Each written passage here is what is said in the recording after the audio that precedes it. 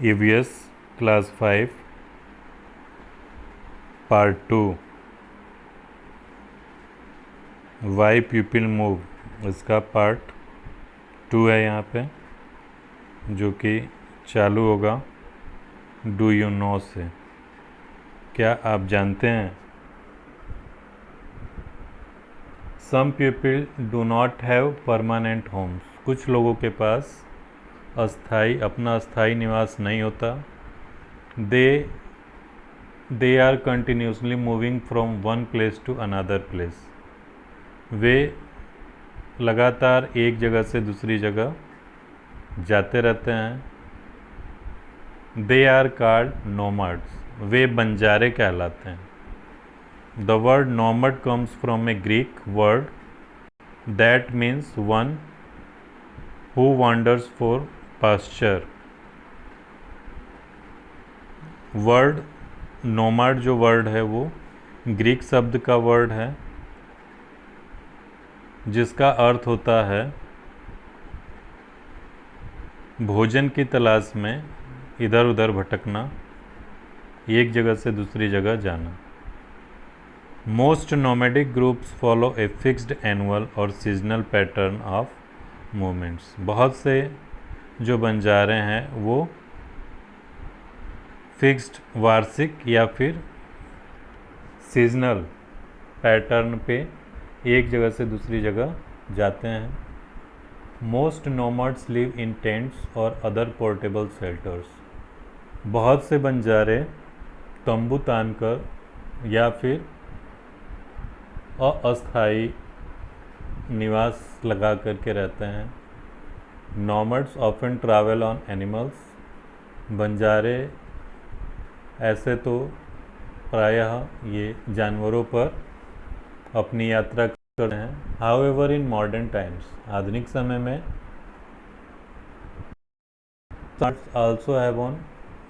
Also move on motor driven कारवांस। कुछ बंजारे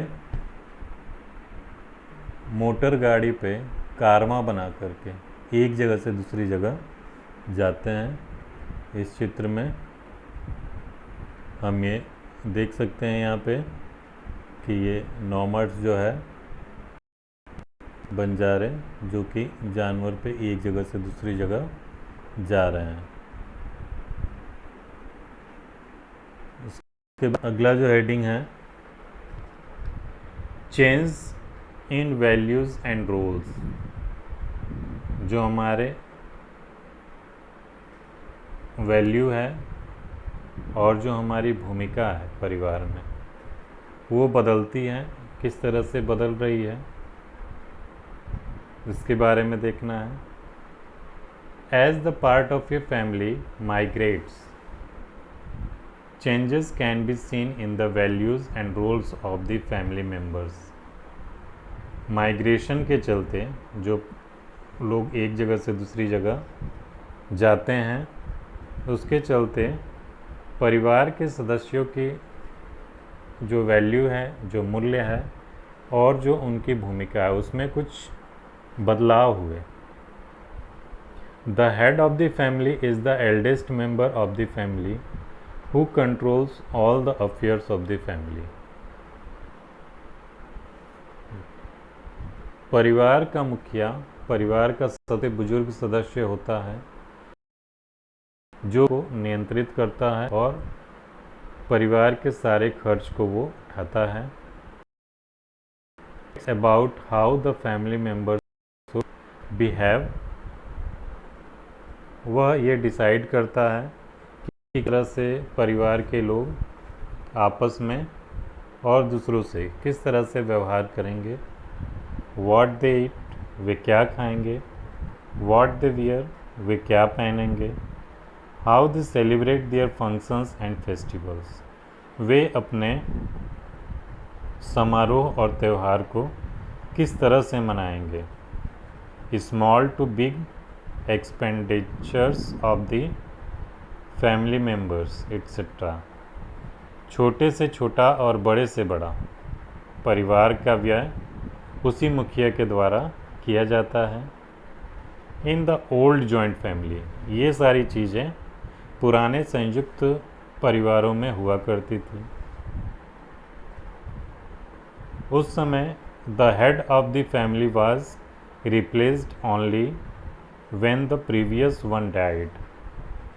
उस समय परिवार के मुखिया को तभी हटाया जाता था और उसकी जगह पे दूसरा मुखिया तभी बनाया जाता था जब पहला मुखिया मर जाए।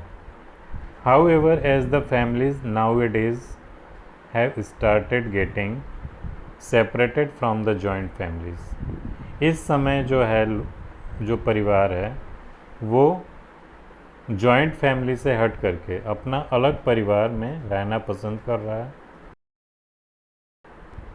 New heads of the family have come into being, और छोटे छोटे परिवार में स्वयं परिवार के मालिक बहुत से हो जा रहे हैं।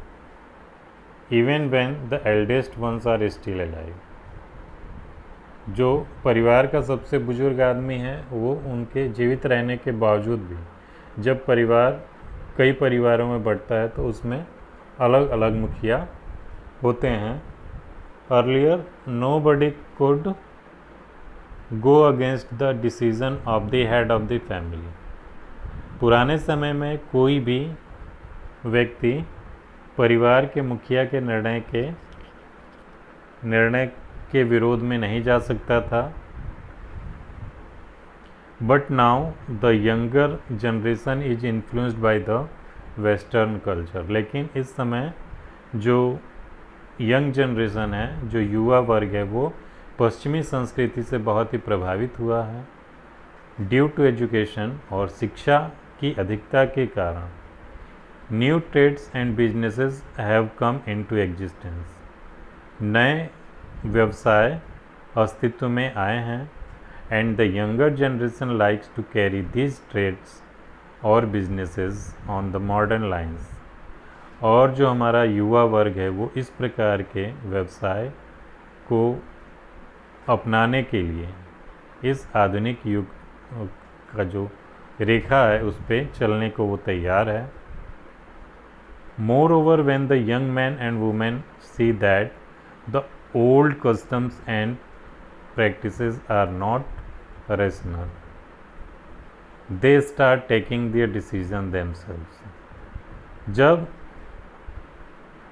युवा वर्ग ये देखता है कि जो पुराने परंपराएं चली आ रही हैं और जो पुराने डिसीजंस हैं वो उनके लिए लाभ का नहीं है, तब वे अपना निर्णय खुद लेना शुरू कर देते हैं।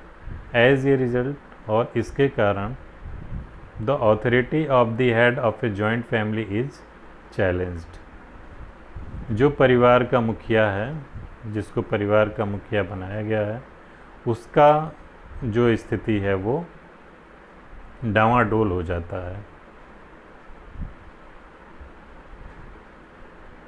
उसके बाद यहाँ भी do you know when big dams are built, जब बड़े डैम बनाए जाते हैं, बांध बनाए जाते हैं, large areas of surrounding lands get submerged under water, तो उस स्थिति में वहाँ के खेती लायक जो ज़मीन है चारों तरफ वो पानी के अंदर मिल जाती है।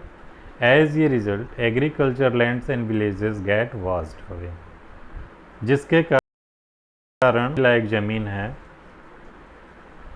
और जो बहुत से गांव है वो उस पानी के अंदर डूब जाते हैं।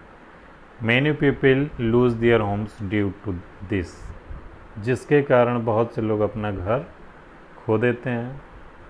Social activist Medha Patkar has been fighting to stop the construction of the Sardar Sarovar dam over river Narmada.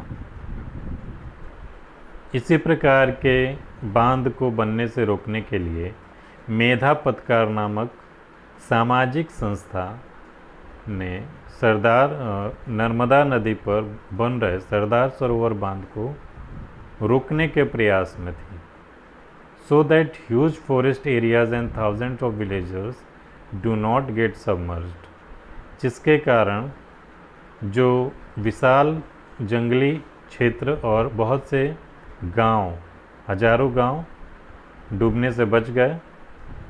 Her movement is called the बचाओ आंदोलन।